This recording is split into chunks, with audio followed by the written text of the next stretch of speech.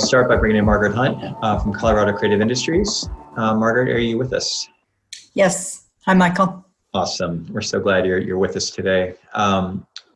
Margaret, I'd like to start really thinking big picture and talking big picture because a lot of our audience members are not from the United States. They may not be familiar with what state arts agencies do. They may not be familiar with the specific particular mission of Colorado Creative Industries. Could you just start with us today, talk big picture about what CCI is, what do you see as your mission, and even thinking before the pandemic, what are the types of programs and services that you offer as a state agency? Sure. So Colorado Creative Industries is a combination of a designated state arts agency as well as an economic and community development organization. We are housed in the Governor's Office of Economic Development and International Trade. So we fill really two roles. One is supporting job creation in the creative industries, the creative sector, as well as providing support, as most traditional state arts agencies do, by providing grants and support with funding from the National Endowment for the Arts. So some of our programs include things like career advancement grants for people who are employed in the creative industries. We do research, and I know we're going to be talking about some of that research.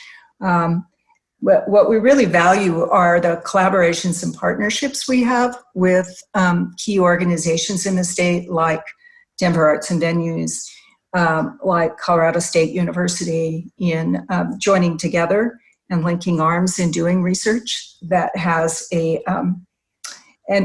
broad reach and an important impact in our state. We certify arts districts and creative districts. We provide all kinds of grants, and we've really pivoted because of COVID, and maybe we can talk about that a little bit later, to raise new sources of funding in support of people and organizations who've been affected by the pandemic. One of the things, Margaret, I think is so impressive about the work that you've helped catalyze at CCI and others have done at the city level or at the institutional level is really think about the interconnected nature of all the resources and assets inside the state and how those can be sort of brought together to align in a way that is helpful not only for the non-commercial sector, but also to help build out the creative industries and the commercial side of things.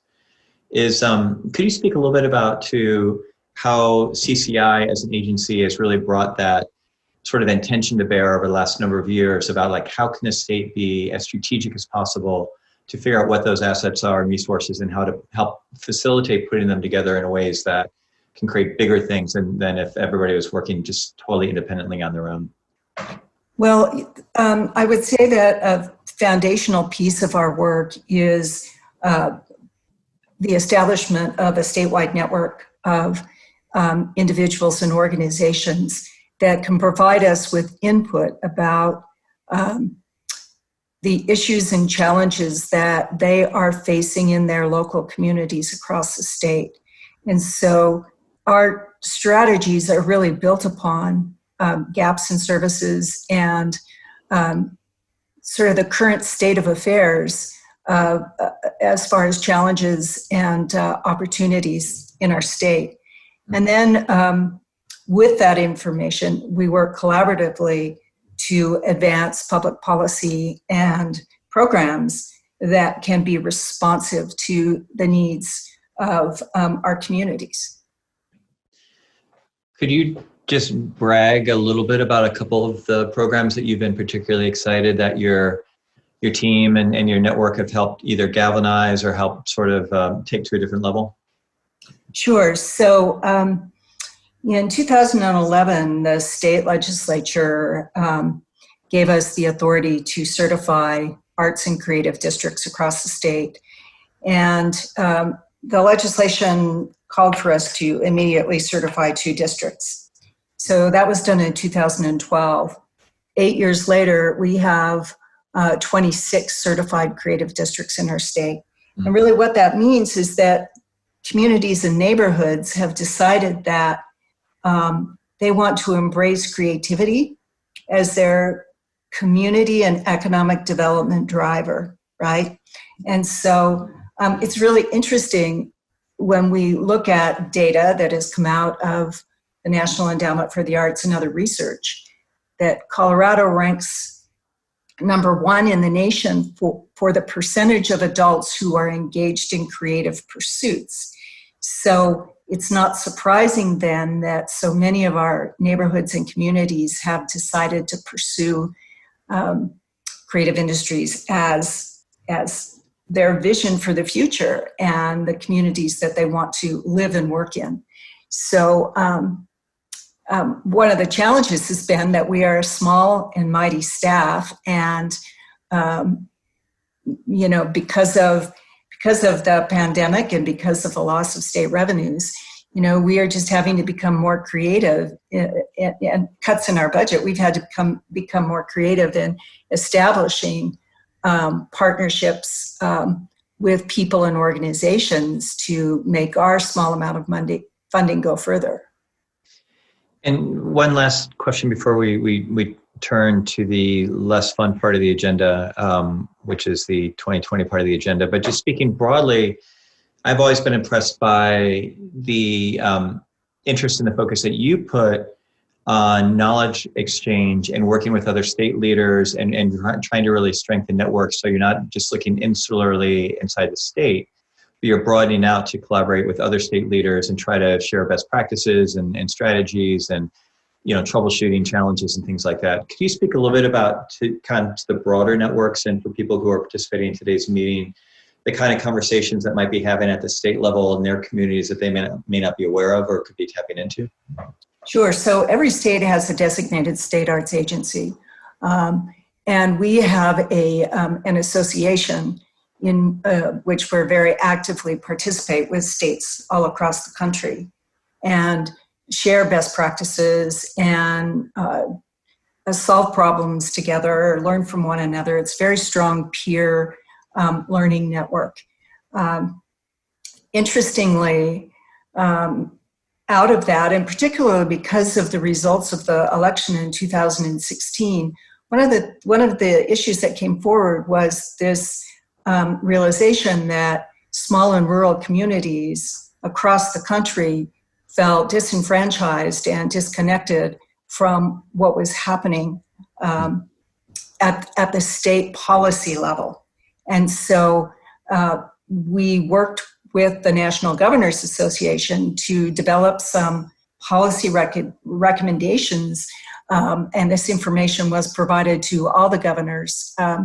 And it was a collective research effort by the National Governors Association, the National Endowment for the Arts, and the National Assembly of State Arts Agencies. So if someone was interested in looking at that really compelling information and research, they could go to the National Governors Association network. And I think it's called the Rural Prosperity Report, utilizing arts and culture as a community and economic development driver.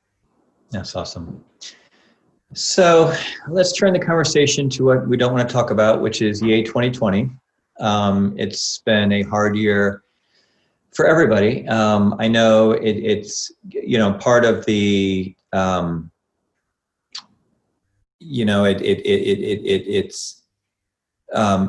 it's a wonderful gift to be able to do this program every week and talk to arts advocates and leaders and musicians and policymakers.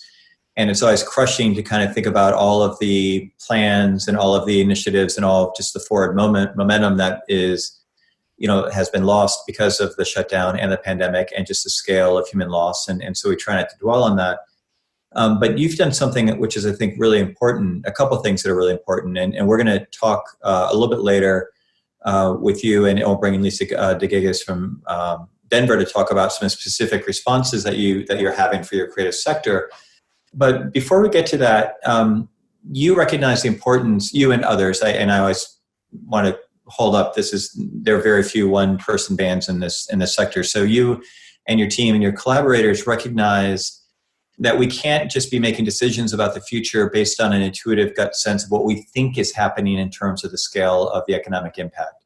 And so you actually were able to work with others to commission some quantitative research to really get into the weeds in terms of what has this meant for the state of Colorado. Could you speak about that a little bit, and then we'll bring in the lead researcher who can talk about some of the findings and data that they've been able to collect?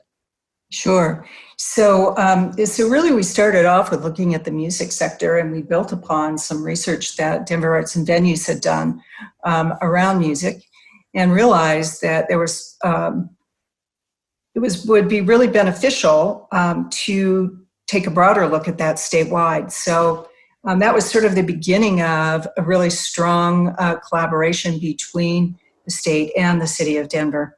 And then following on that, we're doing a couple of other interesting things. We're doing some research on the future of film, as well as the most recent report that just came out that I know we're going to talk about, which is the creative economy and the impact that the COVID-19 pandemic has had on the creative economy in our state. Yes, so this is brand new research, which is going to be publicly available in the next week or two, we anticipate? You anticipate? Soonish?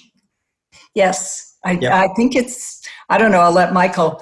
All right, we'll let Michael. But I think it's going to be, well, I have a copy, so, I'm willing to share it. Awesome. So, Margaret, thank you. We'll bring you back into the conversation to respond to what we hear from Michael Seman.